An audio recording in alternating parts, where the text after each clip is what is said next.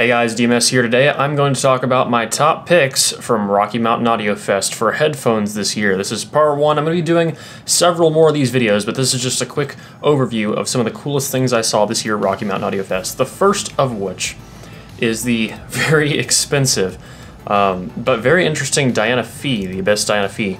These are around $4,000, I think, 3 to 4, and they are very different from the first version of the Abyss Diana.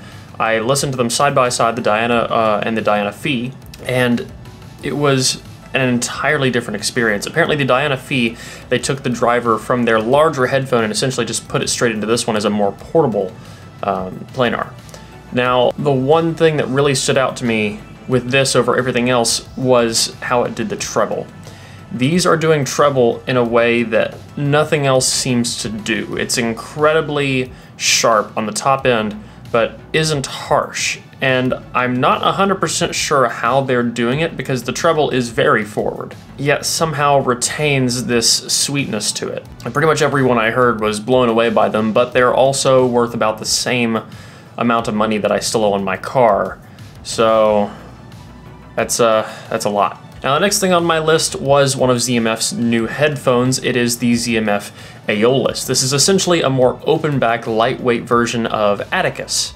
I think it's around $1,000 show price. I think they said $1,200 is going to be the official price once they're out of pre-order. But I was comparing these side by side with ZMF's other new headphone and with Auteur. And in all honesty, it holds ground against Auteur. Now, Auteur is a significantly more neutral headphone than the Aeolus, but Aeolus is significantly wider. It's a much more fun, warm sound, and overall, I could see myself very much enjoying this headphone, especially because it's a little bit lighter than the Auteur, which is interesting. Auteur wasn't too heavy, but after a while, a headphone of that size, the weight could be a bit much. Now, this is after a pretty long listening session, but I don't see myself having any long-term comfort issues with the Aeolus. And I do look forward to trying to get my hands on a set of those for review. I know a few people that have Atticus and are now selling those and switching to Aeolus, which I find very interesting. And speaking of comfort, the next one on my list is the Mr. Speakers Ether 2. Now, I'm not the biggest fan of the sound signature of the Ether 2. It's a very non-offensive sound signature, but it is a strange one at that. It is Mr. Speaker's house sound, and it is not a bad sound, but it is a different sound.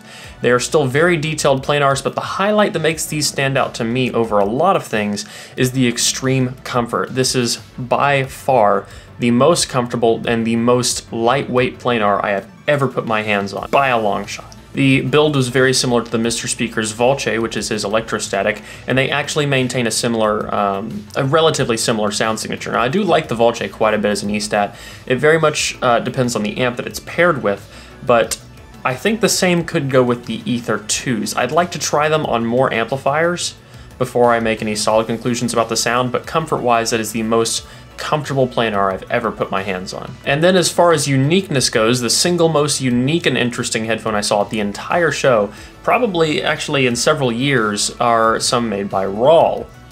These use not a dynamic, not a planar, not an E-stat, but a ribbon tweeter, which is only connected at two ends, and the middle of it basically moves freely. It's a ribbon tweeter that is mounted on either side and does not actually touch your ears. It's on these little wing flaps that you can adjust. It's almost like the MySpheres or the K1000s, just open-air headphones that don't actually seal onto your head. It sounded a lot more like speakers in front of me than it sounded like headphones on my head. Now, there's a few things I need to work out. The build is very strange. The comfort is not bad, but it is still very strange. They're 0.2 ohms, so you have to power them off a speaker amp with a converter box.